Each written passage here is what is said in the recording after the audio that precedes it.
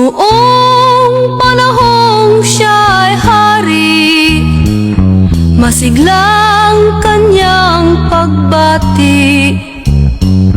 Mahigpit ang hawak ng mga daliri, at ang lakad na may matuwid. Mahusay ang kanyang Do abuses, talumpati, private crimes, and I will makisig kung siya'y magdamit. Malalim ang kanyang pag-iisip, at lahat ay sa kanya nakatitig. Ngunit ngayong siya'y pagod na, mahina na rin ang katawan.